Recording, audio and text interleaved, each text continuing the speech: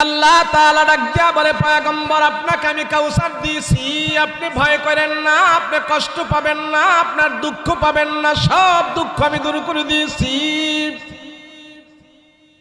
ওগো রাহমাতুল লিল আলামিন, ও পয়গম্বর, আমি আল্লাহ আপনাকে কাউসার দিয়ে আমি সম্মানিত করেছি, আপনার মর্যাদা বাড়িয়ে দিয়েছি, আপনার ইজ্জত আমি বাড়িয়ে দিয়েছি। কেমন সম্মান জানেন? হাসুরের ময়দানে সব নবীরা সেখানে উপস্থিত থাকবে, আমি আল্লাহ সব নবীদের সামনে জানাই দেব আপনার সম্মান যে কত, আপনার দাম যে কত, আপনারে যে আমি কত ভালোবাসি। ও রহমতের নবী গো, আমি আল্লাহ খুশি হয়ে জান্নাতের চাবিটা আপনাকে আমি দান করেছি। সুবহানাল্লাহ বলে। সব পয়গম্বরেরা সেদিন জান্নাতে যাওয়ার জন্য অপেক্ষায় থাকবে। আদম নবী যে জান্নাতের দরজায় কারা নাড়বে, টাক টাক করে আওয়াজ দিবে। জান্নাতের ভিতর থেকে আওয়াজ হবে, মান আনতা মা ইসমুকা, আপনি কে, আপনার নাম কি? পয়গম্বর আদম বলবে, আমি প্রথম নবী, আমি প্রথম মানুষ। বলে কি চান? বলে জান্নাতের ভিতরে ঢুকতে চাই। বলে আপনার এখনো জান্নাতে আসার সময় হয় নাই, সময় হয় নাই। বলে না, আমি জান্নাতের ভিতরে ঢুকবো। দাঁড়ায় থাকেন, জান্নাতের বাহিরে আপনি দাঁড়ায় থাকেন, এখনো জান্নাতে আসার আপনার সময় হয় নাই। বাবা ইব্রাহিম নবী যে জান্নাতের দরজায় কোরআন আরবে জান্নাতে যাওয়ার জন্য, এইভাবে সমস্ত পয়গম্বরেরা জান্নাতে যাওয়ার জন্য কোরআন আরবি সব পয়গম্বরদেরকে আল্লাহ পাক জান্নাতের গেটে দাঁড় করায় রাখবে। সব পয়গম্বরেরা খুঁজে সেদিন দেখতে পারবে আমরা সবাই আছি, কিন্তু হাবিবুল্লাহ নাই, মুহাম্মদুর রাসূলুল্লাহ নাই। আল্লাহ পাক ডাক দিয়া বলবেন, ও রহমতের নবী গো, আমি আল্লাহ আপনার প্রতি খুশি হইয়া জান্নাতের চাবি আপনার হাতে আমি দিয়েছি, আপনি জান্নাতের দরজা খোলেন, জান্নাতের গেটের তালা খোলেন। আপনি না খোলা পর্যন্ত একজন নবীও জান্নাতের ভিতরে ঢুকতে পারবে না। সব আল্লাহ সম্মান দেখাবে। রাসূল বলেছেন, জানো আমাকে তাম দুনিয়াতে যত আল্লাহ রাসূল পাঠিয়েছে, সব নবীদেরকে যত কষ্ট দিয়েছে, এর চাইতে আমাকে আরো বেশি কষ্ট দিয়েছে, আর সেজন্য আল্লাহ আমাকে পুরস্কারও বেশি দিয়েছে।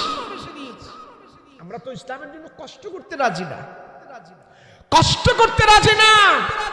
أو كما قال النبي عليه الصلاة والسلام. وقال تعالى في شان حبيبه ومحبوبه: وما أرسلناك إلا رحمة للعالمين. صلى الله على سيدنا ومولانا محمد وعلى آله وأصحابه أجمعين.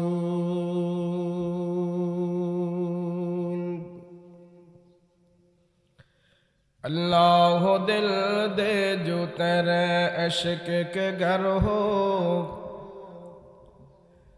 अल्लाह दिल दे जो तेरे इश्क के घर हो, दाईम रहमत की तेरे उस पे नजर हो, दाईम रहमत की तेरे उस पे नजर हो। दिल दे के तेरे इश्क में हाल हो उसका, दिल दे के तेरे इश्क में हाल हो उसका, महशर का अगर शुरू हो तो बिना खबर हो, महशर का अगर शुरू हो तो बिना खबर हो। मादर दुजहा गैर खुदायार नदारिम मादर दुजहा गैर खुदायार नदारिम जुजियाद खुदाही चद गुरकार नदारिम जुजियाद खुदाही चद गुरकार नदारिम मायूस नहीं अहल जमी अपने खता से तो कुदीर बदल जाती ही मुझ तर की दुआ से तो कुदीर बदल जाती ही मुझ तर के दुआ से ला इलाहा इल्लल्लाह ला इलाहा इलाहा इल्लल्लाह ला इलाहा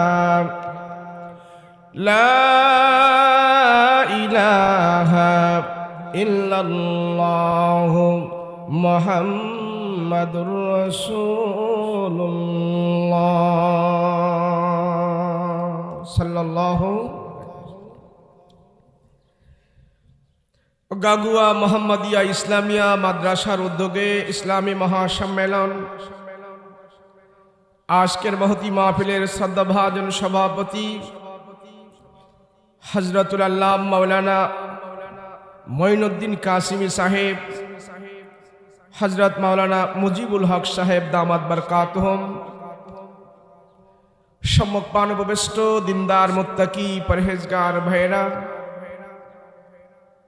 পর্দার অন্তরালে অবস্থানরত আমার সাদ্দিয়া মা বোনেরা, আল্লাহ পাকের দরবারে কালেমাত শুকর আদায় করছি, বলি আলহামদুলিল্লাহ।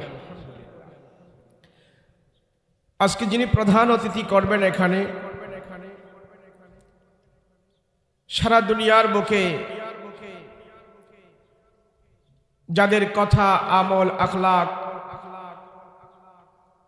বর্তমান উম্মতের জন্য জান্নাতের পথ ও দিক নির্দেশনা বরুণার সাহেব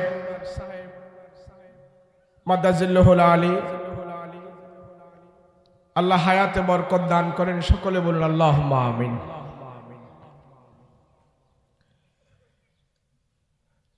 আল্লাহ আমাকে আপনাকে জামায়াত হয়ে এমন এক স্থানে বসার সুযোগ দিয়েছেন, যতক্ষণ আমরা এখানে বসে থাকব অতক্ষণ আল্লাহর ফেরেশতারা আমাদের আমল নামায় কোনো গুনাহ লিখবে না। বর্তমান যুগে এভাবে বসে মুসলমানের সন্তানেরা কোরআন ও হাদিসের আলোচনা শোনে এবং বলে, এটা তাদের জন্য সৌভাগ্য। পৃথিবীতে বহু দেশ আছে, মুসলমান আছে, এভাবে জামায়াত হয়ে কোরআন ও হাদিসের কথা শোনার বলার জন্য তাদের অনেক আফসোস, আক্ষেপ, আগ্রহ থাকে, কিন্তু পরিবেশ হয় না, সুযোগ হয় না। খোলা মাঠে तमाम পৃথিবী ঘুরে আপনি দেখবেন বাংলাদেশের মতো এমন খোলা মাঠে মুক্ত মনে কথা, ইসলামের কথা বলা এবং শোনা একমাত্র বাংলাদেশেই এই পরিবেশ পাওয়া যায়, অদ্বিতীয় অন্য কোনো দেশে নাই। এটা একমাত্র আল্লাহ পাকের রহম, ফজল, করম। কোরআন ও হাদিসের কথা শোনা এবং বলা। আমরা যদি লক্ষ্য করি বাংলাদেশের মানুষ এত দিন প্রিয়, ইসলাম প্রিয়, কোরআন প্রিয়, ইসলামের বৃহত্তর জ্ঞান নাই। একজন আদনা শ্রমিক, দিন মজুর, রিকশাওয়ালা, ভ্যান ড্রাইভার আলহামদুলিল্লাহ এদেশে বসবাস করার কারণে একজন হতদরিদ্র মানুষও সেই ইসলাম সম্পর্কে কিছু না কিছু জ্ঞান রাখার সৌভাগ্য রাখে। তার কারণ হইল এই বাংলাদেশে এক সময় একজন মানুষ মৃত্যুবরণ করলে 2-3 গ্রাম দূর থেকে মৌলবি এনে তার জানাজার নামাজ পড়ানো হতো। আলেম ওলামা ডেকে তারে গোসল দেওয়া হতো। কিন্তু এখন আলেম উলামাদের মেহনতে, হক্কানি উলামায়ে কেরামের মেহনতে, প্রচেষ্টায় বাংলার প্রতিটা গ্রামে গঞ্জে আলহামদুলিল্লাহ কোরআনের হাফেজ আলেম পাওয়া যায়। কথা বলেন ঠিক কিনা? এটা একমাত্র এদেশের টুপিওয়ালা আলেমদের অবদান। অদ্বিতীয়। যতই এই দেশের ভিতরে ইসলামের বিরোধিতা করবে, আলেম ওলামাদের বিরোধিতা করবে, মাদ্রাসা মসজিদের বিরোধিতা হবে, ইসলামের সূত্র বলে, নিয়ম বলে, ইতিহাস বলে, কোরআনের বিরোধিতা যেখানে যত বেশি হবে, প্রখর হবে, ওখানে ইসলামের জয় গান, যেটা 50 বছর পরে হতো, আল্লাহ বাধা দেওয়ার কারণে, বিরোধিতার কারণে সেটা 50 বছর আগায়া দিল। তার জ্বলন্ত দৃষ্টান্ত প্রমাণ হলো এই বাংলাদেশের ভিতরে বর্তমানে জীবন্ত কোরআন, যে কোরআন কথা বলে, যাদেরকে আমরা বলি হাফেজ, কোরআনের হাফিজ, বর্তমানে বাংলাদেশে 2 লক্ষের উপরে কোরআনের হাফেজ তৈরি হয়ে গিয়েছে। সারা পৃথিবীতে কোন দেশে 2 লক্ষ কোরআনের হাফেজ নাই। যেই দেশে কোরআন নাজিল হয়েছে সৌদি আরব, যেই দেশে রসুলের আগমন হয়েছে, সাহাবীদের জামাত সেখানে প্রতিষ্ঠিত হয়েছে, সেই দেশের ভিতরেও 2 লক্ষ কোরআনের হাফেজ তারা গণনা করতে পারে না। আমার এই বাংলাদেশে আলেম ওলামাদের অবদানে, হক্কানি হুজুরদের অবদানে, পীর মাশায়েখের অবদানে ছোট্ট একটি দেশ, শিশু একটি রাষ্ট্র, এই রাষ্ট্রের ভিতরে আল্লাহ পাক 2 লক্ষের উপরে কোরআনের হাফেজ, লক্ষ লক্ষ আলেম ওলামা আল্লাহ পাক এই বাংলার জমিনে তৈরি করে দিয়েছে। জোরে বলুন আলহামদুলিল্লাহ। আমি আপনি তো আলহামদুলিল্লাহ বলি, এটা আমাদের খুশির বিষয়, গৌরবের বিষয়। কিন্তু এক শ্রেণীর কুচক্রী মহল, ইসলাম বিদ্বেষী যারা আছে, এরা যখন এই নিউজগুলো পায়, এই খবরগুলো পায়, দেশে এত মাদ্রাসা, এত মসজিদ, এত আলেম, এদেশে নিয়ে যারা ছিনিমিনি করে, গাদ্দারি করে, ইসলামের শত্রু যারা, তাদের ঘুম হারাম হয়ে যায়। তারা এটা পছন্দ করে না। যেই কোনো কৌশলে হোক, যেই কোনো অ্যাঙ্গেলে হোক, সরাসরি হোক, ডাইরেক্ট হোক, ইনডাইরেক্ট হোক, এরা সবাই চায় এই দেশের ভিতরে যেন ইসলামের বাতি না জ্বলে। আমরাও বলে দিই, যত বিরোধিতা করবে, বাতি একটার জায়গায় 40টা জ্বলবে। কথা বলো ঠিক কিনা? মুমিন ভয় পাওয়ার কথা নয়। মুমিন কোনদিন বাতিলের সাথে আপোষ করে না। মুমিন কোনদিন বাতিলের সাথে মাথা নত করে না। মুমিন কোনদিন বাতিলকে ভয় পায় না। মুমিন ভয় পায় জাহান্নামকে। মুমিন ভয় পায় আল্লাহর আযাবকে। মুমিন ভয় পায় আল্লাহর আদেশ নিষেধ যখন না মানতে পারে সেটাকে ভয় পায়। দেখেন না, ফিলিস্তিনের মুসলমান গায়ে একটা গেঞ্জি আর পরনে হলো একটা ট্রাউজার। ফিলিস্তিনের খবরগুলো দেখেন না আপনারা? মাথায় টুপি নাই, অনেকের থুতায় দাড়িও নাই, কিন্তু সে কোনোদিন বাতিলের সাথে আপোষ করে না।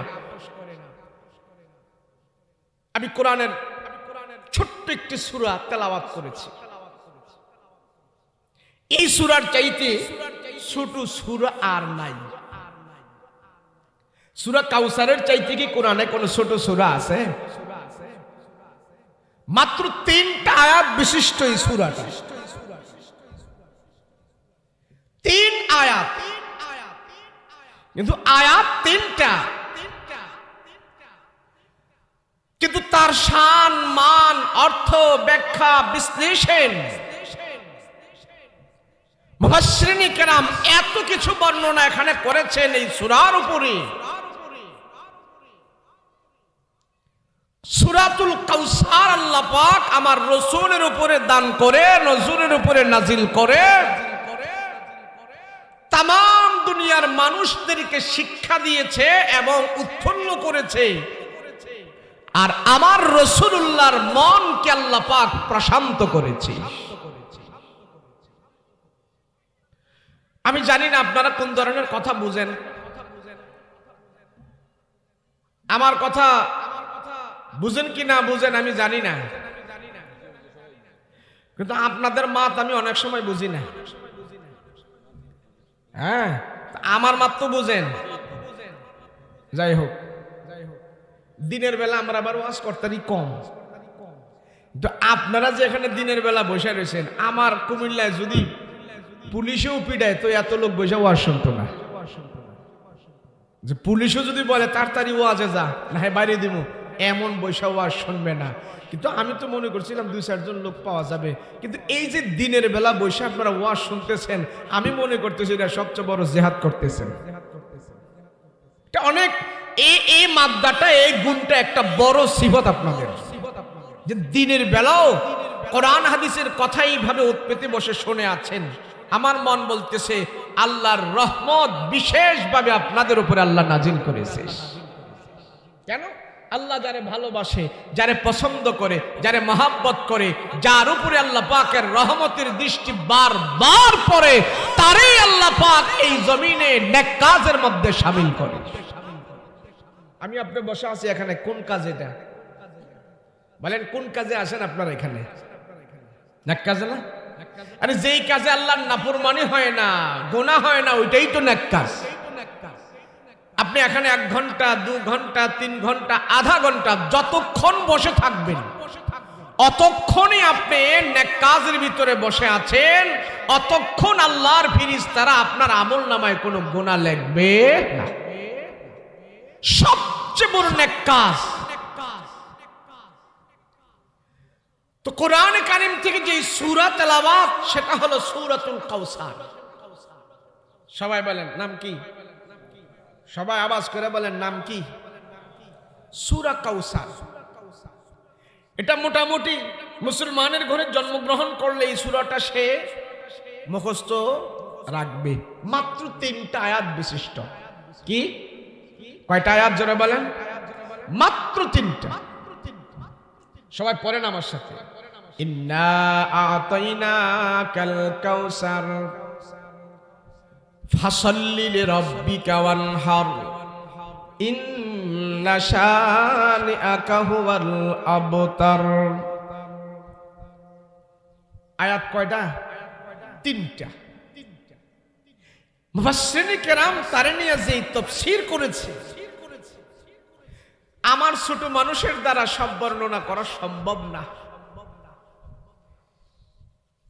আমি নিজে কয়েকটা তাফসীর দেখেছি যে এত লম্বা আলোচনা করছেন, কিন্তু সূরা ছোট। সূরা কি ছোট, আলোচনা কি অনেক লম্বা। সূরা কাউসার এই শব্দটার ব্যাখ্যাই করেছেন 40টার উপরে। মাত্র কাউসার শব্দটা,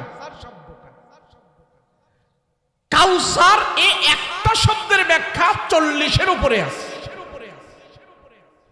তাহলে একটা শব্দের ব্যাখ্যা যদি 40-এর উপরে হতে পারে, তাহলে আল্লাহ পাক এই কাউসার নিয়ে কত আলোচনা, কত মর্যাদা, কত কিছু আমার রাসূলকে আল্লাহ দান করেছে। সূরা যখন নাজিল হয়, আমার রাসূল পাক সাল্লাল্লাহু আলাইহি ওয়াসাল্লাম এইভাবে হেলান দিয়ে বসা ছিলেন, মনটা ভারাক্রান্ত হৃদয় ছিল। লাগাইও না। মানে এটা নির্দিষ্ট আছে, এটা লাইভ না, এটা ভিডিও করতেছে নির্দিষ্ট। এই যদি কোনো ভুল টুল করে এরে আমি ধরতে পারবো, এর নামে আমি মামলাও দিতে পারবো। কিন্তু আপনারে আমি চিনি না, এটা যদি আপনি ফাড়াই দেন লাইভ দিয়া সব জায়গায়, এটার মালিক আর আমি থাকবো না, আমার কথা গেছে আরেকজনের কাছে। রাগ করেন না ইনশাআল্লাহ। কাউসারের ব্যাখ্যা হলো 40টার উপরে। এই সূরা কাউসার যখন আমার রাসূলুল্লাহকে আল্লাহ পাক দান করেন, নবীজি হেলান দিয়ে বসেছিলেন, মনটা বেজার, সাহাবায়ে কেরাম পাশে বসা আছে। একটু পরেই নবীজি তন্দ্রা বা একটা নীরবতা পালন করছে, আর একটু পরেই নবীজি হাসি মুখে সবার সাথে কথা বলতেছে, উৎফুল্ল মেজাজে সবার সাথে কথা বলতেছে। তো সাহাবায়ে কেরাম জিজ্ঞেস করলেন, ইয়া রাসূলুল্লাহ, আপনি এতক্ষণ খুব কেমন যেন মনটা ছিল, এখন এত উৎফুল্ল, এত ভালো দেখা যাচ্ছে, এত হাসি মাখা মুখ আপনার। নবীজি একটু আগের অবস্থাটা এখন একবার পুরো চেঞ্জ হয়ে গেছে। তো রাসূল সবাইরে এই ছোট্ট সূরাটা তেলাওয়াত করে শোনাইল। বলে, জানো আমার মনটা খুব ব্যথা হৃদয়, আমার দিলের ব্যথাটা আল্লাহ পাক দূর করার জন্য ছোট্ট একটি সূরা নাজিল করে আমাকে আল্লাহ খুশ খবরই শোনাই দিয়েছে। কি ছিল সেই খুশ খবর? আমার রাসূল মক্কাতে এমন জামানায় আসছে, যেই জামানাটার নোংরামি, যেই জামানাটার অপরিচ্ছন্ন, যেই জামানার জাহালাত, মূর্খতা কিয়ামতের আগ পর্যন্ত ইতিহাস হয়ে আছে এবং থাকবে। ওই জাহালাতের জামানায় আমার রাসূলকে আল্লাহ প্রেরণ করে, যে রাসূলকে 40টি বছর অতিবাহিত করিয়েছে। এই 40 বছরের ভিতরে আমার রাসূল বিবাহ শাদী করেছে, খাওয়া দাওয়া করেছে, মেল বৈঠক করেছে, ব্যবসা করেছে, বাণিজ্য করেছে, ঘর সংসার পরিবার পরিজন সবাইকে দেখভাল দেখাশোনা করেছে, সমাজের সাথে রাসূল চলেছে। একটা সমাজের ভিতরে আমার রাসূল আদর্শ হিসাবে প্রতিষ্ঠিত হয়েছে। এমনকি ওই সমাজের নোংরা মানুষগুলো বলতে বাধ্য হয়েছে, মুহাম্মদ তোমার চাইতে সচ্চরিত্রবান, নম্র, ভদ্র আর একজনও পৃথিবীতে আমরা দেখি নাই। আমাদের মনে হয় তোমাকে ছাড়া নম্র ভদ্র মানুষ এই সমাজে আর কেউ নাই।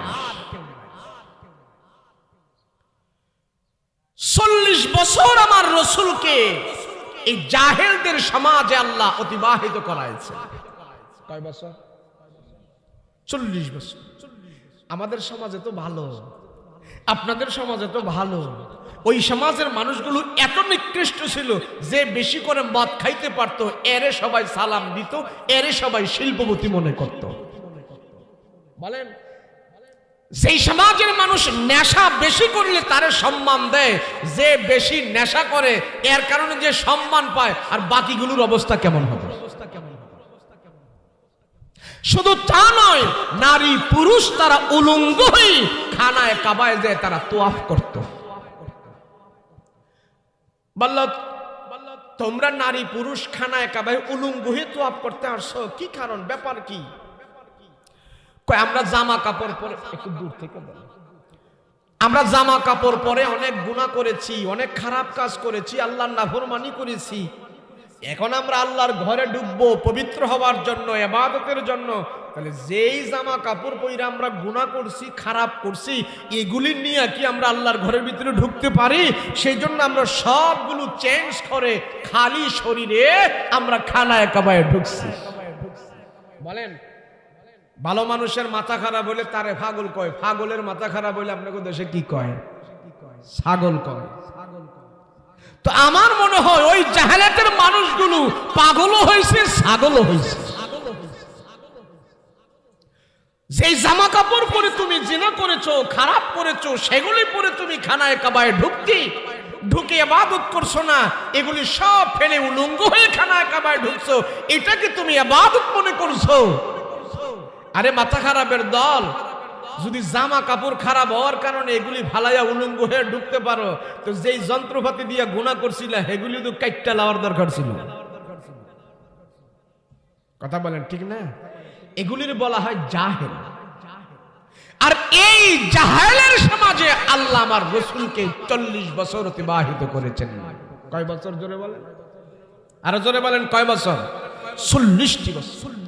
এই 40 বছরে আমার রাসূল 25 বছরে বিয়া করেছেন আম্মাজান খাদিজা রাদিয়াল্লাহু আনহাকে।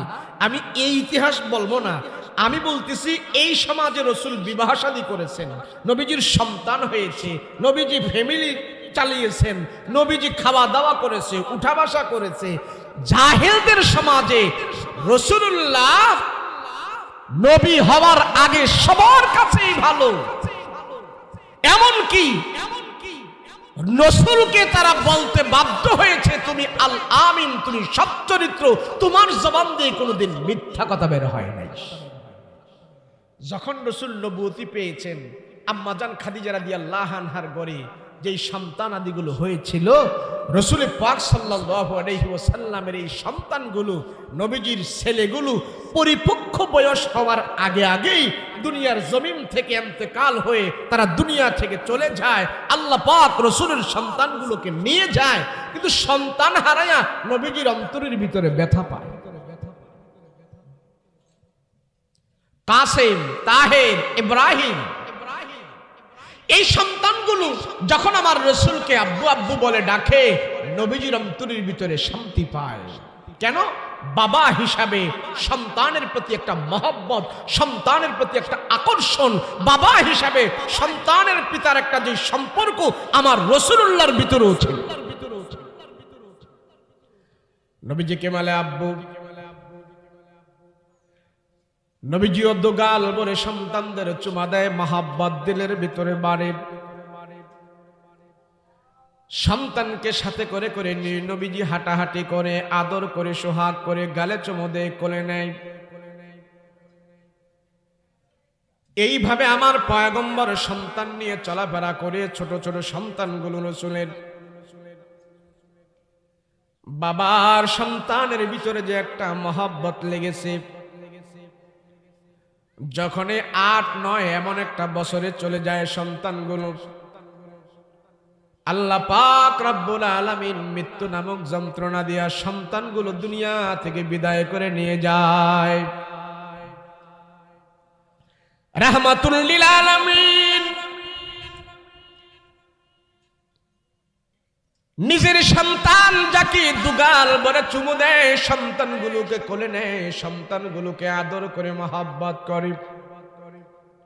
সেই সন্তানগুলো পরিপক্ক বয়স হওয়ার আগে নবীজি থেকে চলে যায়। মৃত্যু নামক বস্তু দিয়ে আল্লাহ পাক তার দুনিয়ার জমিন থেকে নিয়ে যায়। নবীজি সন্তান হারায় অন্তরের ভিতরে কষ্ট পায়, ব্যথা পায়, আর মনে মনে বলতে থাকেন, রব্বুল আলামিন তুমি আমাকে সন্তান দিয়েছো, আবার তুমি আমার থেকে সন্তানগুলো নিয়ে যাচ্ছ। আল্লাহ, এখানে আমার ধৈর্য ধারণ করা ছাড়া আমার কিছুই নাই। সন্তানের মালিক আমি না, সন্তান দেওয়ার মালিকও আমি না, নেওয়ার মালিকও আমি না। নবীজির এক এক করে সন্তানগুলো দুনিয়ার জমিন থেকে বিদায় হয়ে যায়। সন্তান হারায় নবীজি অন্তরের ভিতরে ব্যথা পায়। সন্তানের মহব্বত আমার পয়গম্বরের অন্তরের ভিতরে। এক এক করে নবীজি ভাবে 3টা সন্তান হারায়। সন্তানের লাশ বাবার কাঁধে, কত বড় কষ্ট আর যন্ত্রণা। নবীজি অন্তরের ভিতরে ব্যথা পায়।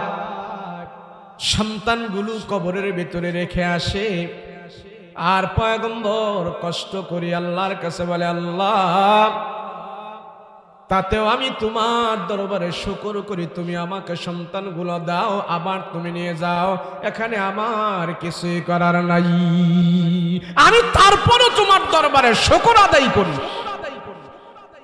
শামসু কমার সুরখ জমি আঞ্জুম আখতার, शम्स कमर सुर्ख ज़मी अंजुम अख्तार दश्त जिबल वादी सहरा व समंदर दश्त जिबल वादी सहरा व समंदर मोर मुलख्ताम तोरो तैर कबूतर शाम से हर जुल्मत जो हमार असगार गुलजार गुलू बुर्गु शजर किसने बनाया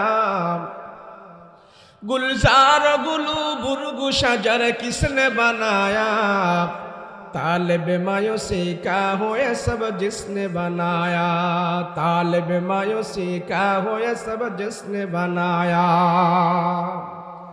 रहमतुल लिल आलामीन সন্তান কে হারায় অন্তরের ভিতরে ব্যথা পান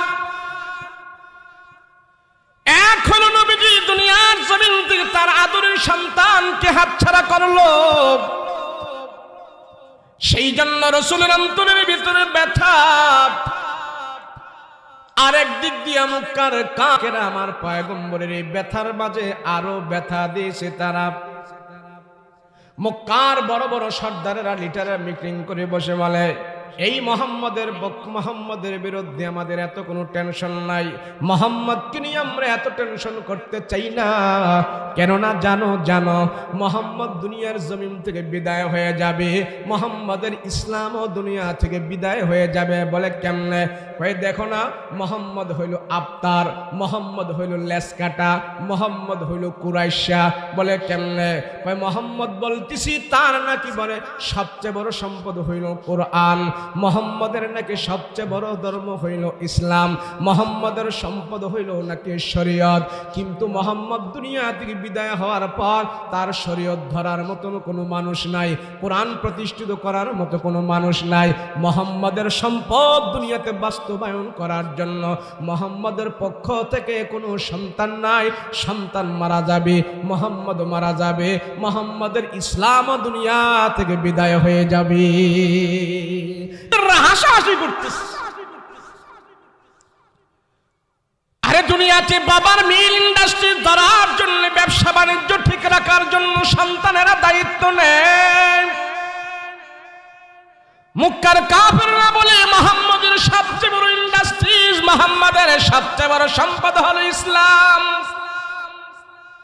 মুহাম্মদের তো ছেলে সন্তান দুনিয়াতে নাই আর মুহাম্মাদের সন্তান দুনিয়াতে না থাকার পরে মুহাম্মাদের ধর্ম পৃথিবীতে বাস্তবায়ন করার কোনো লোক থাকবে না এই জন্য কাফেররা আনন্দ করে মুহাম্মাদের থেকে কোনো বংশ বের হয় না মুহাম্মাদের থেকে কোনো বংশ দুনিয়াতে বিস্তার হবে না আর বংশ না থাকলে তার ধর্ম টিকবে না সব কাফেররা হাসাহাসি করতেছে আনন্দ করতেছে মুহাম্মদকে নিয়ে এত টেনশন করার কোনো কারণ নাই রাহমাতুল লিল আলামিন নবী আমার সন্তান হারায় অন্তরের ভিতরে ব্যথা পায় ও রাহমাতুল লিল আলামিন সন্তান নিয়ে গেলাম শুধু কি নিয়ে যাব আপনার কাছ থেকে না না ও রহমতের নবী শুধু সন্তানগুলো আপনার থেকে আমি নিয়ে যাব না আমি আল্লাহ সন্তান নেওয়ার বিনিময় আমি আল্লাহ আপনাকে কিছু দিতে চাই আপনাকে এমন জিনিস আমি দিয়ে দিব সেখানে আমি আল্লাহ আপনার সন্তানও বানায়া দিব রাসূল গো আপনার সন্তান নিয়ে গেলাম সন্তান নিয়ে যাওয়ার বিনিময়ে আমি আল্লাহ তাআলা আপনাকে একটা সূরা দান করলাম ওই সূরাটা পাওয়ার পরে আপনি আর ব্যথা থাকবে না আপনি আর মনে কষ্ট রাখবেন না আপনার মনে কোনো দুঃখ থাকবে না গো রহমতের নবী আল্লাহ পাক এই কথা বলিয়া জিবরাইল আমিনকে দিয়ে আমার পয়গম্বরের কাছে সূরা কাউসার পাঠায়া দিলেন ইয়া রাসূলুল্লাহ আপনার মনে আনন্দ দেওয়ার জন্য আপনার মন খুশি করার জন্য আল্লাহ আপনাকে সূরা কাউসার দান করেছে জিবরাইল আমিন যখন আমার রাসূলের কাছে সূরা কাউসার তেলাওয়াত করেছে আল্লাহর পয়গম্বর কাউসার পাওয়ার পরে মুখের মধ্যে আনন্দ আর হাসি ফুটে গেছে জিবরাইল আমিন বলে ইয়া রাসূলুল্লাহ ও পয়গম্বর পড়েন জিবরাইল আমিন আমার পয়গম্বরকে আমাদেরকে দাঁড়িয়ে দাঁড়িয়ে সূরাটা শোনাইলেন, ইন্না আ'তাইনাকাল কাউসার ফাসাল্লি লিরাব্বিকা ওয়ানহার ইন্না শানিআকা হুয়াল আবতার। আল্লাহ ডাক দিয়া বলেন, রাসূল গো, আপনার থেকে আমি সব নিয়ে গেলাম, আপনার আদরের সন্তান নিয়ে গেলাম। মুফাসসিরিনে কেরাম বলেন, কাউসার আল্লাহ পাক আমার রাসূলকে দিয়েছেন মর্যাদা বাড়ানোর জন্য, শান্তি দেওয়ার জন্য। কাউসারের ব্যাখ্যা অনেক, আল্লাহর নবীর মনটাকে প্রশান্ত করার জন্য আল্লাহ ডাক দিয়া বলে, ও পয়গম্বর, আপনার মনে কোনো দুঃখ থাকবে না, কষ্ট থাকবে না। আপনার কষ্ট দূর করার জন্য আমি আল্লাহ আপনাকে কাউসার দিয়েছি গো পয়গম্বর। জানেননি কাউসার কি? হাউজে কাউসার। প্রত্যেক নবীর জন্য আল্লাহ পাক এমন কিছু বিশেষ জিনিস দান করে, আর রাসূল গো আপনাকে আমি একটা বিশেষ জিনিস দিলাম, সেটা হলো হাউজে কাউসার। সংক্ষিপ্ত ব্যাখ্যা হলো, রাসূল গো আপনি যাকে খুশি হয়ে সেখান থেকে পানি পান করাবেন, তার আর কোনো কষ্ট থাকবে না, তার আর কোনো দুঃখ থাকবে না। কাউসারের পানি পান করা দিবেন, আমি আল্লাহ তার জান্নাতের মেহমান বানায়া দেব। নবীজি আপনার সন্তান হারাইলেন কয়েকজন, আর আমি আল্লাহ আপনার সন্তান বানায়া দিলাম। কিয়ামতের আগ পর্যন্ত যত হক্কানি আলেম হবে, মুফতি মুহাদ্দিস হবে, মুফাসসির হবে, কোরআনের খেদমত যারা করবে, খতিব হবে, বক্তা হবে, মাওলানা হবে, মৌলবী হবে, হক্কানি আলেম যারা আছে, সব হক্কানি আলেমদেরকে আমি আল্লাহ আপনার রুহানি সন্তান বানায়া দিছি। সব টুপিওয়ালা আলেম যারা আছে, সবাই রাসূলুল্লাহর রুহানি সন্তান। রাসূল গো, 2-3 জন যদি আপনার সন্তান হইতো, দুনিয়াতে তারা বেঁচে থাকতো, এটার দ্বারা আপনার সম্মান এত বাড়তো না। যত আলেম আছে সব আলেমদেরকে আমি আল্লাহ আপনার রুহানি সন্তান বানিয়ে দিয়েছি। দেখেন না হুজুররা নবীজির বিরুদ্ধে কিছু বললেই মসজিদ রেখে, কিতাব রেখে, মাদ্রাসা রেখে, খতিবগিরি রেখে, বক্তাগিরি রেখে, রাসূলের ইজ্জতের জন্য, সম্মানের জন্য সব কিছু রেখে, পরিবার পরিজন রেখে রাসূলের ইজ্জত প্রতিষ্ঠা করার জন্য, রাসূলেরকে নিয়ে যারা ব্যঙ্গ করে, কোনো কথা বলে, তাদেরকে শায়েস্তা করার জন্য আলেম উলামা সবাই মাঠে ময়দানে নামিয়ে পড়ে। কথা বলেন ঠিক কিনা? তার কারণ কি জানেন? আমাদের রুহানি পিতা হলেন মুহাম্মদুর রাসূলুল্লাহ সাল্লাল্লাহু আলাইহি ওয়াসাল্লাম। কথা বলেন ঠিক কিনা? সন্তান যদি 3 জন থাকতো ওইটা ভালো হইতো, নাকি এখন হাজার হাজার লক্ষ লক্ষ আলেমরে সন্তান বানায় দিয়েছে, এটা ভালো হয়েছে? কথা বলেন ঠিক কিনা? আল্লাহ ভালো জানে, রাসূল আমি ভালো জানি। আপনার সন্তান যদি দুনিয়াতে বেঁচে থাকতো, তাহলে কিয়ামতের আগে এমন দুশ্চরিত্র লোক দুনিয়াতে আসতো, ওই দুশ্চরিত্র লোকেরা আপনার সন্তানকে কিডন্যাপ করে হলেও আপনার জায়গায় তারা তাদেরকে বসায়া দিত, আর তাদেরকে তারা নবী বানায়া ফেললে আপনার সম্মানে আঘাত লাগতো। আমি আপনার সম্মানে আঘাত দিব না, আপনার সম্মান সমুন্নত রাখার জন্য আমি আল্লাহ আপনার সন্তানগুলো পরিপক্ক বয়স হওয়ার আগেই আমি আল্লাহ দুনিয়া থেকে তাদেরকে নিয়ে গিয়েছি। কথা বলেন ঠিক কিনা?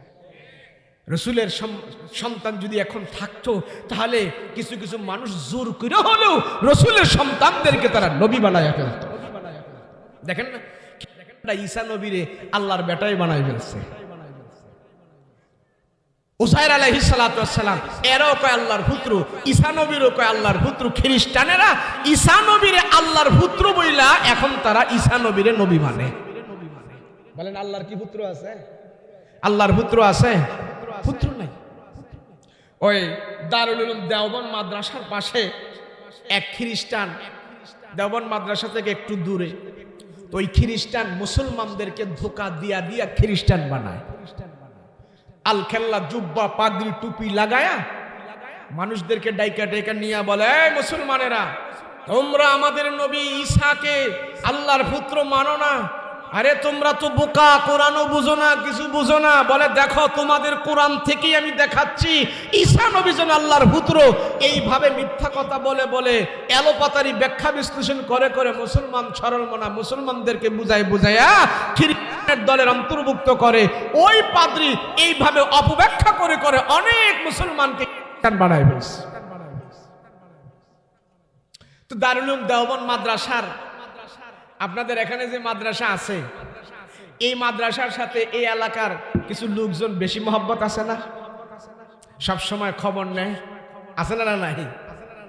এই যে কি জানি নাম, জসিমউদ্দিন ভাই বহুত ফোন দিছে আমার, হুজুর বাসা তো অনেক সময় বুঝি না আমি, যখনই ফোন দেয় আমি ধরি।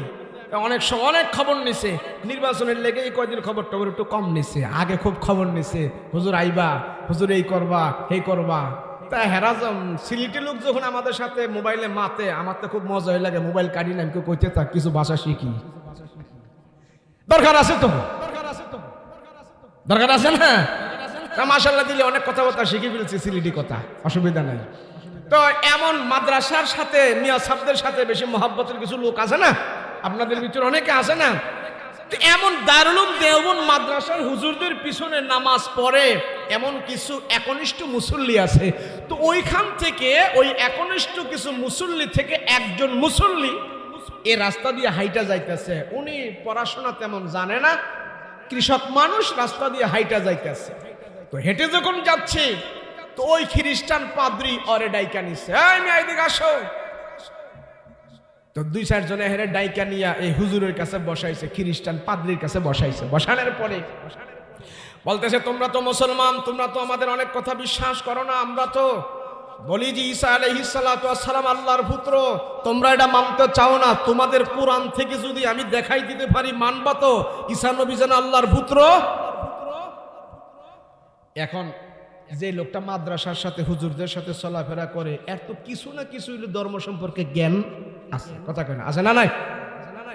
সে চিন্তা করলো, আরে বেটা কয় কি, আমরা সারা জনম হুজুরদের থেকে শুনে আইলাম আল্লাহর কোনো পুত্র নাই, বিয়া শাদী করে নাই, খায় না, লয় না, আর এই বেটা পাঞ্জাবি টুপি লাগায় বলতেছে আল্লাহর নাকি পুত্র ঈসা নবী। তো ওনার একটু সন্দেহ হয়ে গেছে গা, আসলে এটা অরিজিনাল মৌলবী না, এটা ডেকোরেশন মৌলবী।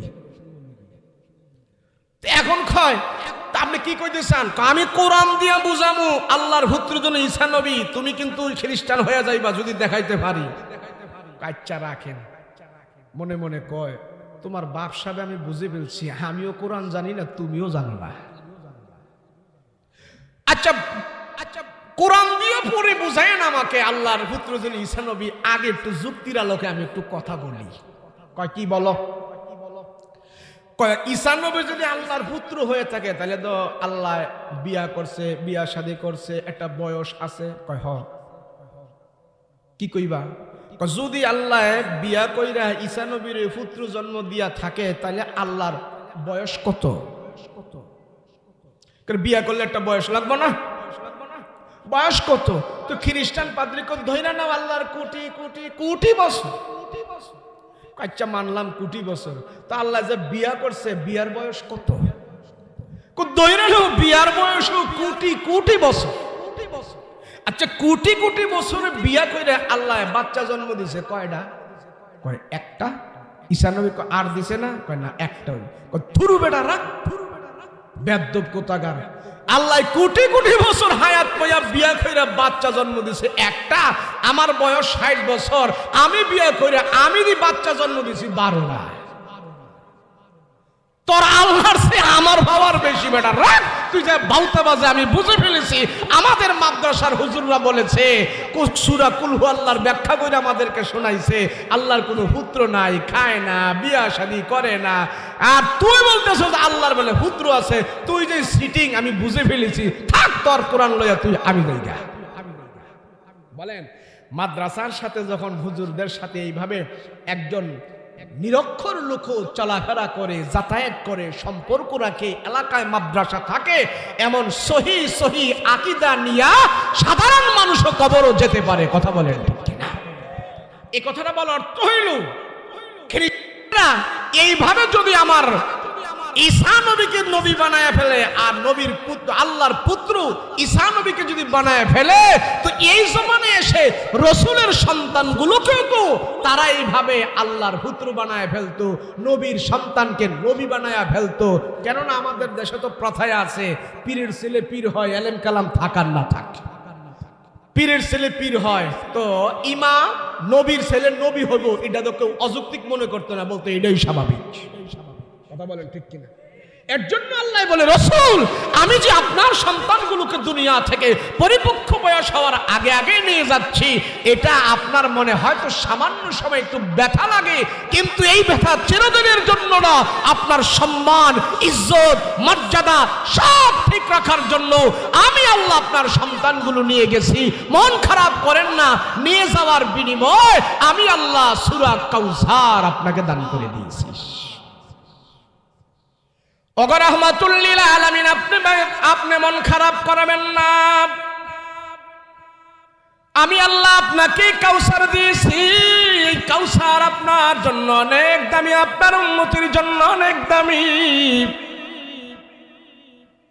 এক নম্বরে হলো হাউজে কাউসার, দুই নম্বরে হলো উম্মতের উলামায়ে কেরাম হবে বেশি, সব হবে আমার রূহানি নবীজির রূহানি সন্তান। তিন নম্বরে কাউসার অর্থ হলো জান্নাতের চাবি। চার নম্বর হইল এই উম্মতের ভিতরে আমার নবীর উম্মত হবে সবচেয়ে বেশি, উম্মত হবে বেশি। উলামায়ে কেরাম সব রূহানি সন্তান, জান্নাতের চাবি আর হাউজে কাউসার। এই চারটা ব্যাখ্যা আমি কয়েকটা তাফসীরের ভিতরে পড়েছি। আল্লাহ এই কাউসার দিয়া, রসুল যখন কাউসার পেলেন তখন আমার রসুলের মনে আর কোনো আনন্দ, দুঃখ, দুর্দশা, ভারাক্রান্ত মনে এগুলি নেই। রসুল আনন্দ করতেছেন, ও পয়গম্বর আপনাকে আমি কাউসার দান করেছি। দেখেন না, উলামায়ে কেরাম যত আছে, যারা মুফতি, মুহাদ্দিস, হাক্কানি বুজুর্গ, যত আলেম আছে, সবার আকীদা হলো পৃথিবীর সব কিছু থেকে মুহাম্মদুর রাসূলুল্লাহর মহব্বত, নবীজির ভালোবাসা অন্তরে বেশি না থাকলে জান্নাতে যাওয়া সম্ভব না, পরিপূর্ণ মুমিন হওয়া সম্ভব। আর এদিক থেকে বলতেছে, আরে মুহাম্মদরে নিয়ে এত চিন্তার কারণ, যদি কোনো বাবার মেল ইন্ডাস্ট্রিজ থাকে, কোনো ব্যবসায়ী প্রতিষ্ঠান থাকে, বিশাল বড় সম্পদ থাকে, তাহলে বাবায় যদি মারা যায়, তাহলে বাবার মৃত্যুর পরে ওই সন্তান মেল ইন্ডাস্ট্রিজের মালিক হয়, ব্যবসার মালিক হয়। তো সন্তানেরা যখন ভালো করে ব্যবসা পরিচালনা করে, তাহলে এই সন্তানেরা বাবার জিনিসটা ধইরা রাখে। মোহাম্মদ বলে ইসলাম নাকি তার বড় সম্পদ, মোহাম্মদ বলে ইসলাম নাকি হলো তার কাছে সবচেয়ে বড় প্রিয় বস্তু। তো মোহাম্মদ মরে যাওয়ার পর, দুনিয়া থেকে বিদায় হওয়ার পর ইসলামটা ধর্মকে, মানে কাফেররা পরামর্শ করতেছে, ধর্মকে তোমরা এত টেনশন কইরো না, মুহাম্মদ শেষ, মুহাম্মাদের ইসলামও শেষ। নাউজুবিল্লাহ বলেন, ইসলাম কি শেষ হয়েছে? আর ইসলাম যদি শেষ হইতো, সেই সুদূর আরব দেশ থেকে সিলেট পর্যন্ত আল্লাহ কেমনে ইসলাম পৌঁছাই দিল? কথা বলেন ঠিক কিনা? ওগো রাহমাতুল লিল আলামিন, আপনি কোনো টেনশন করেন না। আমি আল্লাহ আপনার সম্মান ইজ্জত বাড়ানোর জন্য আমি আল্লাহ আপনার সন্তানগুলোকে দুনিয়ার জমিন থেকে নিয়ে গেছি। আপনার সন্তানগুলো নিয়ে যাওয়ার বিনিময় আমি আল্লাহ আপনাকে কাউসার দান করেছি। এই উম্মতের ভিতরে যত আলেম হবে, এই উম্মতের ভিতরে যত টুপিওয়ালা হবে, সব টুপিওয়ালা আলেমদেরকে আমি আল্লাহ আপনার রূহানি সন্তান বানায়া দিছি। আপনার কাজগুলো তারা দুনিয়াতে করবে। ও রাহমাতুল লিল আলামিন, আপনি থাকবেন না, আপনার সাহাবীরা থাকবে না, তাবি থাকবে না, তবে তাবি থাকবে না, কিন্তু কিয়ামতের আগ পর্যন্ত আলেম ওলামা থাকবে, হক্কানি আলেম থাকবে, মুহাদ্দিস থাকবে, মুফাসসির থাকবে। এরা আপনার কাজগুলো দুনিয়ার জমিনে করবে। সেই জন্য আমি আল্লাহ তাআলা তাদেরকে আপনার রূহানি সন্তান বানায়া দিয়েছি। আর রূহানি সন্তানেরা তাদের জানের বিনিময়ে, প্রাণের বিনিময়ে আপনার সম্মান ইজ্জত দুনিয়াতে তারা ধরে রাখবে। আল্লাহু আকবার। যেই সমাজের ভিতরে আলেম নাই, যেই সমাজের ভিতরে মাদ্রাসা নাই, কোরআন বুঝনেওয়ালা নাই, হাদিস বুঝনেওয়ালা নাই, যেই সমাজের ভিতরে আপনার ওযু গোসল শেখানোর মানুষ নাই, ওই সমাজের মানুষগুলো জাহালাতের ভিতরে আছে, ওই সমাজের মানুষগুলো দিন থেকে দূরে আছে। বাদশাহ আলমগীর যিনি ভারতবর্ষের মুঘল সম্রাট ছিলেন, 58 বছর বাদশাহী করেছে, ওই আলমগীর একদিন নিজের মাকে বুঝাইতেছে আলেমের দাম কত, সম্মান কত, আলেম না থাকলে সমাজে কি হয়। মাকে বাস্তব উদাহরণের মাধ্যমে বাদশাহ আলমগীর তার মাকে বুঝাইয়া দিছি, যেই সমাজে আলেম না থাকে, কোরআনওয়ালা না থাকে, হাদিসওয়ালা না থাকে, ওই সমাজের মানুষ কত গর্হিত নির্হিত কাজ করতে পারে, জঘন্য অপরাধের ভিতরে আছে। বাদশাহ আলমগীর তার মাকে উদাহরণের মাধ্যমে বুঝাইয়া দিছে। বাদশাহ আলমগীর কে? যিনি 58 বছর বাদশাহী করেছে ভারতবর্ষ। কয় বছর? জোরে বলুন না, কয় বছর? ছোটখাটো বাদশা না। বাদশাহ আলমগীর যখন এইভাবে চারে বসে থাকতেন, তখন আলেম ওলামারা যখন আসতো, খতিবরা আসতো, মুফতিরা আসতো, মুহাদ্দিসরা আসতো, মুহাদ্দিস আলেম ওলামা টুপিওয়ালা আলমগীরের দরবারে আসার সাথে সাথেই বাদশাহ আলমগীর তার চেয়ার থেকে লাফ দিয়ে দাঁড়িয়ে যেতেন। আগে আগে যে মুসাফা করত, আগে আগে সালাম দিত, হাত মিলাইতো, কিন্তু রাজ্যের অন্য কোনো লোক যদি তার কাছে আসতো, বাদশাহ আলমগীর তার আসনে সে বসা থাকতো। কিন্তু দেখা গেছে মৌলবীরা, হুজুররা আসলে উনি দাঁড়ায়া যায়। তো বাদশাহ আলমগীরের মা এই জিনিসটা দেখে একটু মাইন্ড করছে। সন্তান যদি বড় হয়, এমপি হয়, মন্ত্রী হয়, বড় ডাক্তার হয়, ব্যারিস্টার হয়, বড় কিছু যদি হয়, যে হইছে তার চাইতে আরো বেশি গর্ববোধ করে তার বাবা মা। কথা বলেন ঠিক কিনা? তো আলমগীর তো মোগল সম্রাট, ভারতবর্ষের বাদশাহ, তার মা জানে আমার সন্তান বিশাল বড় এক রাজত্বের মালিক, মহাসম্রাট, বড় বাদশাহ। তো আমার সন্তান এইভাবে চেয়ারে বসে থাকে, মৌলবীরা আসলে আমার সন্তান দাঁড়িয়ে যায়, তাদের সাথে আগে আগে মুসাফা, আগে আগে সম্মান, এত কদর। এমনকি বাদশাহ আলমগীরের একটা ছেলেকে সে নিজে মাদ্রাসায় ভর্তি করে দিয়েছিল। তো মা দূর থেকে তাকায় তাকায় দেখে আমার সন্তান টুপিওয়ালা আলেমদেরকে এত সম্মান, এত কদর, এত যত্ন। আলমগীর কি তার নিজের দাম কি সে নিজে হারিয়ে ফেললো নাকি? মার কাছে এটা মনোবোধ হচ্ছে না।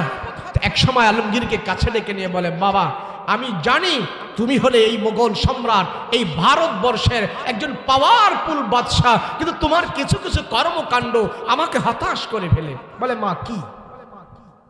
বলে তোমার রাজ্যে যারা আসবে সবাই তোমাকে স্যালুট দিবে, সালাম করবে, সম্মান করবে, কিন্তু আলেম ওলামারা আসলে, মসজিদের ইমাম আসলে, হুজুররা আসলে তুমি আগে দাঁড়িয়ে যাও, তুমি যেন সম্মান দাও। কারণটা কি? এটা তোমার কাছ থেকে আমি আশা করি না।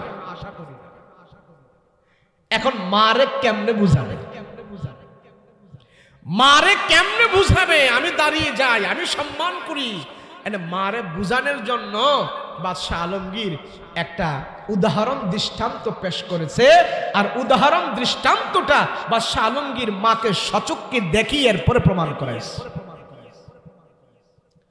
মাকে বলে, মা আমি টুপিওয়ালাকে কেন এত দাম দেই, কোরআনওয়ালাকে কেন আমি এত দাম দেই, এটা আপনাকে আমি ব্যাখ্যা করে বুঝাইতে পারবো না, বলে বুঝাইতে পারবো না।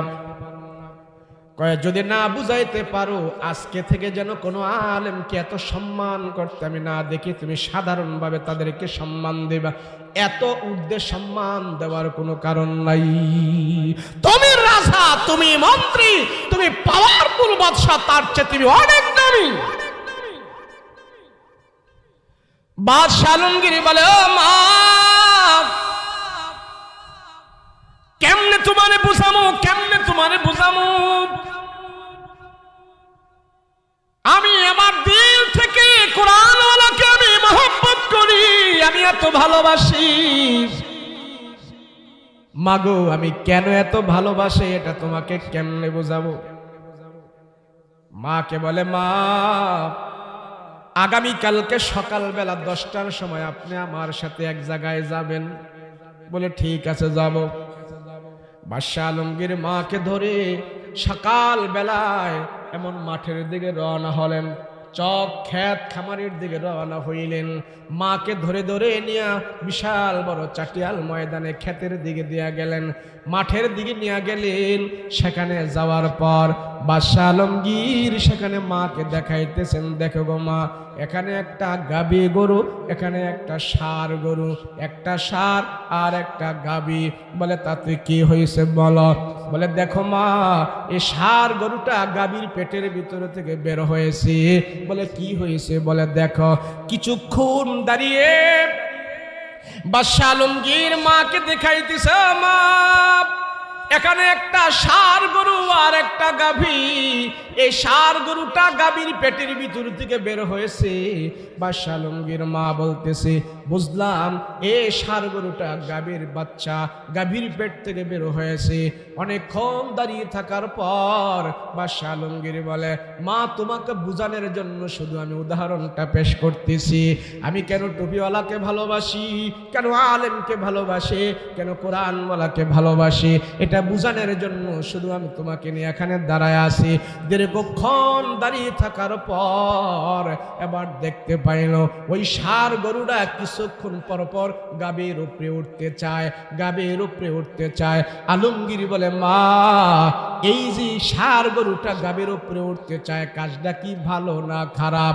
আলমগীরের মা বলে, এর চাইতে জঘন্য নিকৃষ্ট কাজ পৃথিবীতে আর কেউ করে না। এরা করতেছে, এরা তো পশু পাখি, সেই জন্য নিকৃষ্ট কাজের ভিতরে তারা লিপ্ত আছে। জঘন্য কাজ, আর তুমি এটা দেখার জন্য কি আমাকে নিয়ে আসছো নাকি? বাদশাহ আলমগীর বলে, ও মা তোমাকে বোঝানোর জন্য এখানে নিয়ে আসছি। মাগো লজ্জা শরমের মাথা খায়া আমি তোমাকে বুঝাইতেছি। ও মা, এই গাভীর পেটের ভিতর থেকে ষাঁড় গরুটা বের হয়েছে। ষাঁড় গরুটা গাভীর পেটের ভিতর থেকে বের হয়ে যখন নাকি গাভীর উপরে উঠতে চায়, এর চাইতে লজ্জাজনক কাজ পৃথিবীতে আর নাই, এর চাইতে ঘৃণিত কাজ আর পৃথিবীতে নাই। মাগো তুমি একটু ইউরোপের দিকে তাকায়া দেখো, যেই দেশে কোরআন নাই, যে দেশে আমার রাসূলের আদর্শ নাই, যে ইউরোপের ভিতরে কোনো মাদ্রাসা নাই, মসজিদ নাই, টুপিওয়ালা আলেম নাই, খতিব নাই, ওয়াজ করনেওয়ালা নাই, বয়ান করনেওয়ালা নাই, বয়ান শুননেওয়ালা নাই, তাদের চরিত্রের দিকে তাকায়া দেখো। আমার দেশের গাবিয়ার শাড়ির ভিতরে যেমন অপকর্ম করার কোনো পার্থক্য নাই, চরিত্রের কোনো পার্থক্য নাই, জিনা করছে অবাধে, জিনা করছে অবাধে। আর ইউরোপের কোরআন হারা মানুষগুলোর দিকে তাকায়া দেখো, তারাও গাবিয়ার ষাঁড়ের মতন জিনা করেছে অবাধে। তাদের চরিত্র আর আমার দেশের গাবিয়ার ষাঁড়ের চরিত্রের ভিতরে কোনো পার্থক্য নাই। কথা বলেন ঠিক কিনা? এবার আলমগীর বলে, মা আমার এই মুঘল সম্রাটের ভিতরে, আমার এই রাজ্যের ভিতরে এমন অবাধে কেউ জিনা করে না, অবাধে কেউ মেলামেশা করে না। আমার দেশে মাওলানা আছে, মৌলবী আছে, মুফতি আছে, মুহাদ্দিস আছে, কোরআনের বড় বড় আলেম আছে। আমার এই সমাজের মানুষদেরকে তারা কোরআনের বয়ান করে করে, কোরআনের কথা বলে বলে, হাদিসের কথা বলে বলে। আমার এই দেশের মানুষের চরিত্রগুলো তারা ঠিক রেখেছে। যে কাজ আমার দেশের বাহিনীরা পারে না, আমার সোলজার ফৌজেরা পারে না। মানুষের চরিত্র সংশোধন করার জন্য কোনো ডিপার্টমেন্টের লোকদের দিয়ে আমি পারি না। সেই কাজটা আলেম ওলামারা কোরআনের বয়ান দিয়া মানুষের হাতে পায়ে ধরে ধরে জিনা থেকে তারা ফিরায় রাখে, অপকর্ম থেকে ফিরায় রাখে, খুন খারাপি থেকে ফিরায় রাখে। আমার রাজ্যটা টুপিওয়ালাদের কারণে এখনো সুশৃঙ্খল আছে, সবাই সবার সাথে মহব্বতে চলাফেরা করে। যেই কাজটা আমি রাজা হয়ে পারি না, যেই কাজটা আমার বাহিনীরা পারে না, সেই কাজটা আলেম ওলামারা করতেছি। সেই জন্য সেদিকে লক্ষ্য করে আমার চেয়ারের চাইতেও তাদেরকে আরো বড় দামি মনে করি। আল্লাহু আকবার। এবার বাদশাহ আলমগীর বলে, মা আমার সমাজ যদি টুপিওয়ালা না থাকে, আলেম না থাকে, আমি বাদশাহ মানুষদেরকে বুঝাতে পারবো না, আমি একা কত বুঝাবো, একা কত আমি তাদেরকে দাওয়াত দিব। আমার সরকারি লোকদের দাওয়াত এত কার্যকর হবে না, আলেমদের কথা যত কার্যকর হয়। সেই জন্য তারা আলেমরা যখন জান্নাতের দিকে মানুষকে ডাকে, খারাপ থেকে যখন নাকি মানুষকে ফিরে রাখে, সেই জন্য আমার বুকের সাথে কোরআনওয়ালার বুকটা মিলায়া আমার নিজেকে আমি ধন্য মনে করতে থাকি। আল্লাহু আকবার। শেষ পর্যন্ত তার সন্তানকে মাদ্রাসায় ভর্তি করে দিছে। পড়ো। মাঝে মাঝে বাদশাহ আলমগীরের দরবারে ডেকে আলেম ওলামাদেরকে ডেকে, বিভিন্ন কবিদেরকে ডেকে, বিভিন্ন শ্রেণীর লোকদেরকে ডেকে অনেক সময় গল্প ঘোষ করতেন, হ্যাঁ, অনেক সময় প্রতিযোগিতার আয়োজন করতেন, অনেক সময় পুরস্কার বিতরণ করতেন। এমন খোশ গল্পের এক আনন্দ সভা করত বাদশাহ আলমগীর। এক সময় বাদশাহ আলমগীর রাজদরবারে সবাইরে বলতেছে, এই বলো, চরিত্রের দাম বেশি নাকি টাকার দাম বেশি? তো মন্ত্রী জনসভা সবাই বলল যে টাকার দাম বেশি, টাকা হইলে সব করা যায়। তো ওই দরবারে একজন মৌলবী ছিল, ছোটখাটো এক আলেম ছিল। তুমি বলতেছে, স্যার টাকার দাম বেশি না স্যার, চরিত্রের দাম বেশি। তো বাদশাহ আলমগীর বলে, শোনো, শিক্ষার দাম বেশি নাকি চরিত্রের দাম বেশি? তো এখন সবাই বলতে, স্যার শিক্ষার দাম বেশি। শিক্ষা জাতির মেরুদণ্ড, শিক্ষার দ্বারা অনেক কিছু হাসিল হয়, সাথে যদি টাকা থাকে তো আরো ভালো হয়। না স্যার, শিক্ষারও দাম বেশি না, চরিত্রের দাম বেশি। বাদশাহ আলমগীর কয়, কিরে তোরা তো সব একদিকে আর হুজুর দিয়ে আরেক দিকে, ব্যাপারটা কি? মানে হুজুর বলতেছে, মিয়া সাহেব বলতেছি যে না, চরিত্রের দাম বেশি, শিক্ষার দাম বেশি নয়। চরিত্র যদি না থাকে, সেই শিক্ষা দিয়েও সমাজ সে জাহান্নামী পরিবেশ বানায়া ফেলবে। আগে চরিত্র ঠিক হতে হবে, তারপরে যখন শিক্ষা থাকে তাহলে সেই সুশিক্ষার দ্বারা সমাজ ব্যবস্থা আলোকিত হবে। এখন সব মন্ত্রীরা একদিকে, বাদশাহ আলমগীরের দরবারে ওই হুজুর হইল আরেক দিকে। এখন আলমগীর তাদের কথা ঠিক রাখবে না, তাদের কথা ঠিক রাখবে কেমনে? এরা তো মন্ত্রী পরিষদ সবাই জনসংখ্যায় বেশি আর হুজুর হলো কম। এখন আলমগীর বলে, ঠিক আছে, তোমরা এখানে যারা উপস্থিত আছো, আগামীকালকে সবাই আমার এখানে উপস্থিত হবে। তোমরা প্রমাণ করাবে বাস্তবে শিক্ষার যে দাম বেশি, আর মিয়া সাহেব আপনি প্রমাণ করাবেন বাস্তবে শিক্ষার দাম যে কম, চরিত্রের দাম যে বেশি। ঠিক আছে, ঠিক আছে। এখন মন্ত্রীরা দরবার থেকে যাওয়ার পর বলতেছে, সবাই মিটিং করতেছে, কিরে আমরা তো বলছি শিক্ষার যে দাম বেশি, এখন বাদশার সামনে আগামীকাল কিভাবে প্রমাণ করাবো সচককে, কোন জিনিস দিয়ে প্রমাণ করাবো সচককে শিক্ষার যে দাম বেশি? এক মন্ত্রী কয়, শোন, আমরা এমন কিছু জিনিস সেখানে নিয়ে উপস্থিত হব যেটা বাদশাও আশ্চর্য হয়ে যাবে। বলে কি? বলে শোন, আমার ঘরে একটা বিড়াল আছে, এই বিড়াল রে আমি ডাক শিখাইছি, ম্যাও ম্যাও। ও দূর থেকেও যদি বিড়ালটা ডাক দেই তাহলে বিড়াল এখানে চলে আসে। বাদশারে আমরা বুঝাবো একটা অবুঝ প্রাণী, কথা বলতে পারে না, তারও একটা শিক্ষা দিয়েছি, ম্যাও বলতে দেরি হয়, বিড়াল আসতে দেরি হয় না। বাদশাকে বলবো, দেখছেন একটা বুবা জিনিস আমরা শিখাইলাম, আর সেই শিক্ষার গুণে ডাক দেওয়ার সাথে সাথে আমাদের কাছে চলে আসে, কত বড় শিক্ষার দাম। সব মন্ত্রীরা বলল, হ্যাঁ ঠিক আছে, এটা আমাদের একটা যুক্তি আছে। যদি স্যারেরে বুঝাইতে পারি যে শিক্ষা গ্রহণ করাইছি, বুবা একটা জিনিস রে, সে কথা বলতে পারে না, শুধু শিক্ষা দিলাম, ম্যাও বাঘ, ম্যাও বললে চলে আসতে হয়, এই শিক্ষাটা ওই দূর থেকে যখন বিড়াল শোনে এখানে চলে আসে, এটা তো অনেক গুণ। সবাই করছে কি, বিড়াল নিয়া ধরছে, বিড়াল ধরছে, দইরা হাজির হয়েছে। হুজুরে জানতে পারছে বিড়ালরে তারা ম্যাও ম্যাও ডাক শিখাইছে, এই বিড়াল নিয়া আগামীকাল সকালবেলায় রাজার দরবারে হাজির হবে। এখন হুজুরে চিন্তা করতেছে, তাইলে তো আমার জন্য ভালোই হয়েছে, এই 100 বছরের শিক্ষা, তাদের পরিশ্রম মেহনত, একটা জিনিসের মাধ্যমে আমি বুঝাইয়া দেব, এই শিক্ষা যেন ফেল, শিক্ষার দ্বারা যেন সবকিছু হয় না। হুজুরে করছে কি সারাদিন রাতের বেলা গবেষণা করছে যে কি করা যায়। হুজুরের ঘরের ভিতর থেকে একটা ইঁদুর ধরছে। কি ধরছে? ইঁদুর ছিলেন তো, ইঁদুর। হেরা বস্তার ভিতরে বিড়াল লইছে আর হুজুরের পকেটের মধ্যে ইঁদুর লইছে। এখন উপস্থিত হয়েছে সকালবেলা 10টায় রাজার দরবারে যাইয়া। রাজার দরবারে যাইয়া যখন উপস্থিত হয়েছে, উপস্থিত হওয়ার পরে বলে, মন্ত্রীবর্গরা, তোমরা বলেছ শিক্ষায় জাতির মেরুদণ্ড, শিক্ষায় মানুষের সবকিছু, প্রমাণ করাও। তো রাজা এখানে বসছে আর এরা ওখানে বসছে। তো বসার পরে কয়, আজকে আমরা বাস্তবে প্রমাণ করাবো স্যার, শিক্ষা যেন মানুষের কত বড় গুরুত্বপূর্ণ, কত বড়। বলে দেখাও। ওই ওখান থেকে বস্তার ভিতর থেকে সাদা এক বিড়াল বার করছে, বিড়াল বের করে ওখানে বসাইছে। এখানে আইসা কয়, স্যার বিড়াল কথা কইতে পারে? কয় না, কথা কইতে পারে না, কিন্তু মানুষের কথা শুনে। বলে কেমনে? আমরা বিড়াল রে সেই শিক্ষা দিছি। আরে বাস, কি বলো, বিড়াল রে এমন শিক্ষা দিয়ে দিছো? বলে হ্যাঁ। কি? বলে আপনি এখান থেকে ডাক দেন, ম্যাও ম্যাও ম্যাও করে ডাক দেন।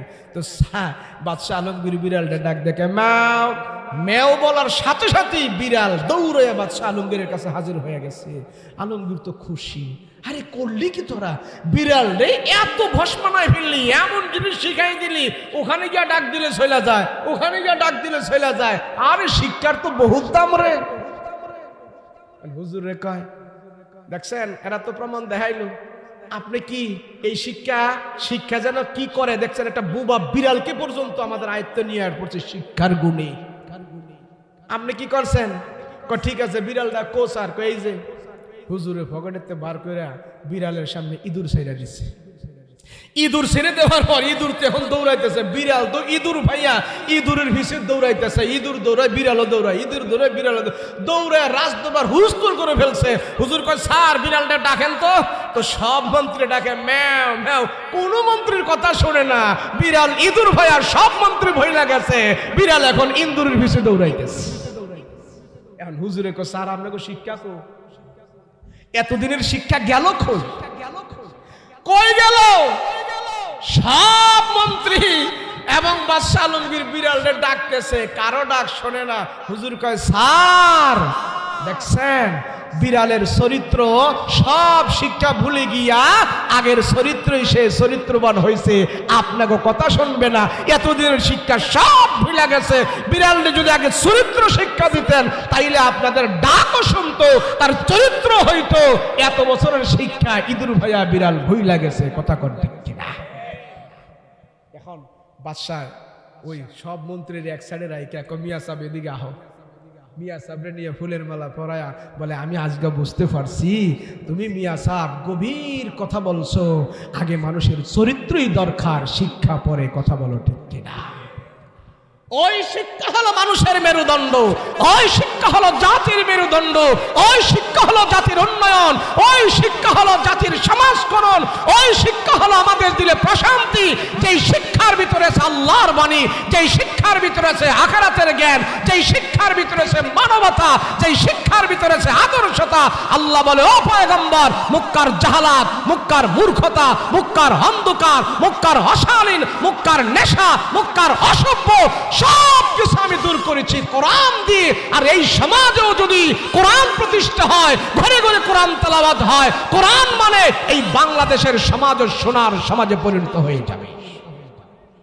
না হয় আমরা দেখেছি ভাই সাহেব, বাংলাদেশ স্বাধীন হয়েছে কয় বছর হয়েছে? 52 বছর। এই 52 বছরের ভিতরে চুরি দাড়ি বাড়ছে না কমছে? কথা কয় না, বাড়ছে না কমছে? এত শিক্ষা, এত উন্নয়ন, সরকারকে আমরা স্যালুট জানাইতে বাধ্য, এত উন্নয়ন করছে, কিন্তু চুরি বন্ধ করতে পারতেছে না। কথা বলেন ঠিক কিনা?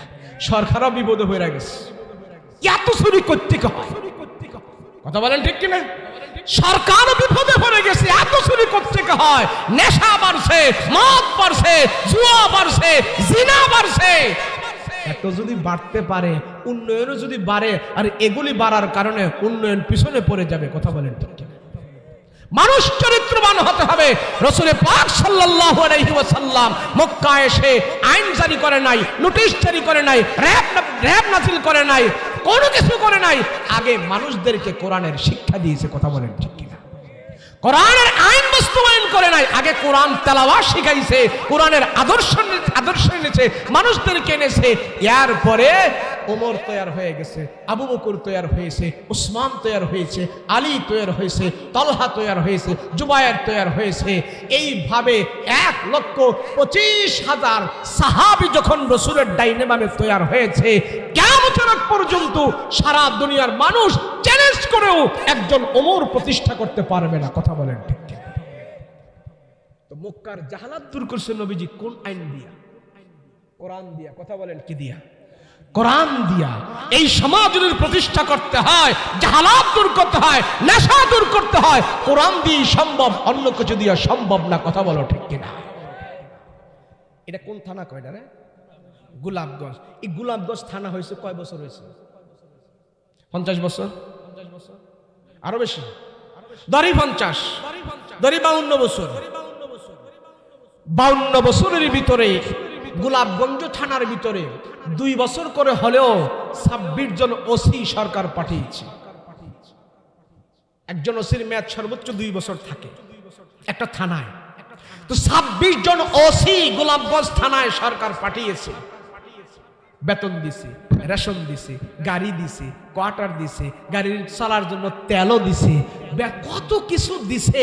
দেওয়ার পরে ওনাকে বলে দিছে গোলাপগঞ্জে যেন কোনো সন্ত্রাসী না জন্মায়, গোলাপগঞ্জের ডাকাতগুলোকে যেন উচ্ছৃঙ্খল না হতে পারে, তাদেরকে ভালো করতে হবে, নেশাখোরকে ভালো করতে হবে, এদেরকে জেলখানায় ঢুকাইয়া পিটাইয়া মাইরা তারপরও ভালো করতে হবে। আমার কথা হইল, একজন ওসি কি বুকে হাত দিয়ে বলতে পারবে গোলাপগঞ্জের কোনো একজন সন্ত্রাসীকে, টপ লেভেলের খুনিকে, ডাকাতকে আমি থানার মধ্যে এনে রিমান্ডের মার দিয়া আল্লাহর ওলি বানাইয়া তারে বাড়ি পাঠাইছি? কথা বলেন আছে নাই? কেন ওসি সাহেব ডাকাতরে ধইরা নিয়ে পিটাইছে, পিটানি রাখছে সামরার মধ্যে, এরপরে গিয়া লাগছে আড্ডির মধ্যে। কথা কোন ঠিক না? ওসি সাহেব চোরকে নিয়ে পিটাইছে, গরু চুরে নিয়ে পিটাইছে, এখন বাইরে হয়ে গরু চুরি করবি না, অনেক মানুষ খুন করুন। মুরগি চুরে ঢুকাইছে, ওসির পিটা খাইয়া আইসে এখন মুরগি চুরি করে না, এখন গরু চুরি করে। আছে না? না না, ভালো হয় নাই। কেন? ওসির পিটা, রিমান্ডের মার দিলে গিয়া লাগে নাই, লাগছে কোথায়? হাড্ডিতে। লাগছে কোথায়? চামড়ায়। কিন্তু আল্লাহর রসুলের কোরআনের তেলাওয়াত, আল্লাহর রসুলের কোরআনের আয়াতের তেলাওয়াত ওমর রাদিয়াল্লাহু আনহুর কলিজায় গিয়া লেগেছে, দিলে গিয়া লেগেছে। দিলে গিয়া লাগার কারণে ওমরের জীবন পরিবর্তন করে আল্লাহ ওমরকে এমন ভাবে কবুল করেছে, যে ওমর একদিন নেশা না করলে বাঁচত না, যে ওমর একদিন নেশা করা ছাড়া থাকতো না। কোরআনের আয়াতের তেলাওয়াত শুনে ওমরের দিল এমন পরিবর্তন হয়েছে, সেই ওমরকে আল্লাহ অর্ধ জাহানের খলিফা বানাই দিয়েছে। রিমান্ডের মার দিয়া সম্ভব? কথা বলুন, রিমান্ডের মার দিয়া সম্ভব? রাসূল পাক সাল্লাল্লাহু আলাইহি ওয়াসাল্লাম বলেছেন, 13 বছর আমি মেহনত করেছি মানুষের দিলের পিছনে। কিসের পিছনে? জোরে বলেন না, কিসের পিছনে? এই 13 বছরের ভিতরে কোরআনের আয়াত শুনে ওমর মুসলমান হয়েছে। নবীজির আদর্শ দেখে দাহিয়া কালবি, খুনি, সন্ত্রাসী যে মানুষ খুন করত, দিল একটা কাঁপতো না, সেই দাহিয়া কালবি আমার রসুলের কাছে 5 মিনিট দাঁড়িয়েছে, রসুলের চেহারা দেখে সাথে সাথে কলমা পড়ে মুসলমান হয়ে গেছে। কিন্তু আমরা আইন দিয়ে পারি না। কারণ কি? কারণ কি জানেন? আমি যদি বলি এখানে মাদ্রাসায় যারা পড়েন নাই, আমার সামনে সূরা ফাতিহাটা শুদ্ধ করে শোনান, 1 পৃষ্ঠা কোরআন শরীফ শোনান, পারবেন না। কথা বলেন ঠিক কিনা? নাই। অথচ এই কোরআনের তেলাওয়াত ঠিকদের দিলের ভিতরে আল্লাহ পাথরের মতন দিলগুলোকে নরম করে দিয়েছে। এই সমাজে আসমানি গ্রন্থের ভিতরে কোরআন একটা গ্রন্থ। কোরআন দুনিয়াতে আসার আগে আল্লাহ পাক সেই সমাজের ভিতরে সহিফা নাজিল করেছে, ইনজিল নাজিল করেছে, তাওরাত জাবুর নাজিল করেছে। तमाम দুনিয়ার মানুষদেরকে আল্লাহ দেখা দিয়েছে, এ মানুষ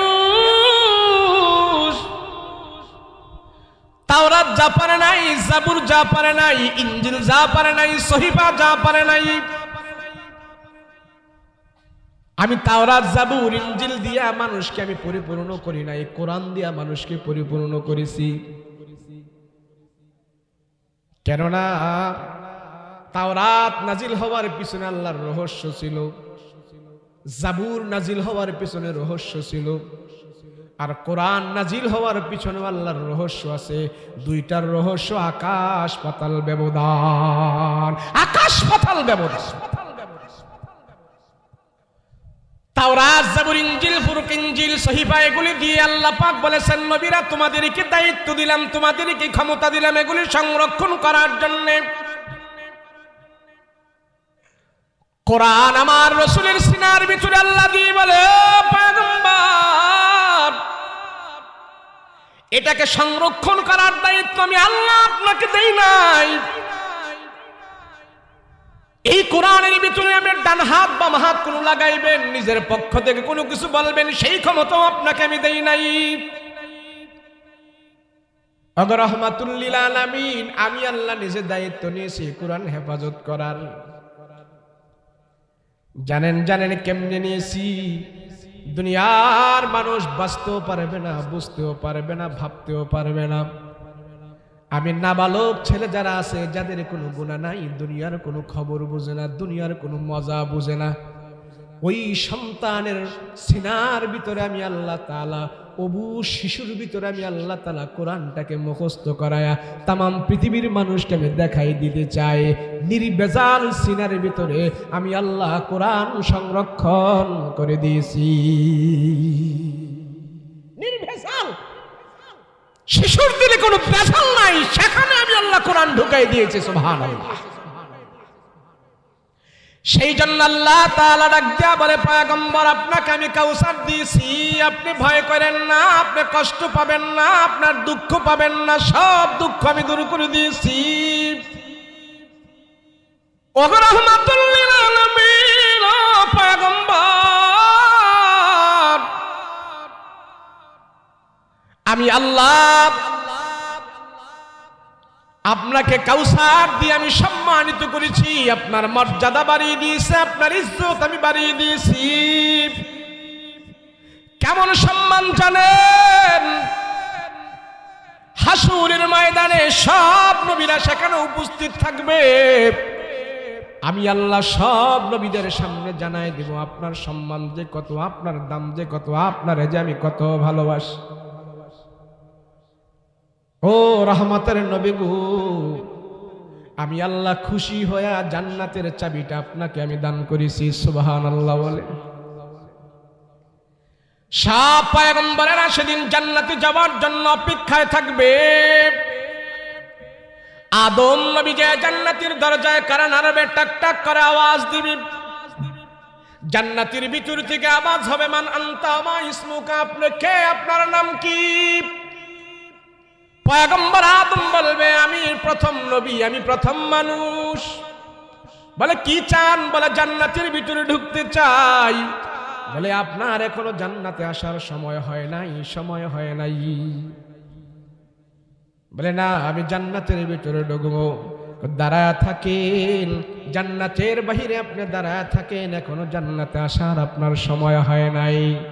বাবা ইব্রাহিম নবী যে জান্নাতের দরজায় কোরআন আরবে জান্নাতে যাওয়ার জন্য, এইভাবে সমস্ত পয়গম্বরেরা জান্নাতে যাওয়ার জন্য কোরআন আরবি সব পয়গম্বরদেরকে আল্লাহ পাক জান্নাতের গেটে দাঁড় করায় রাখবে।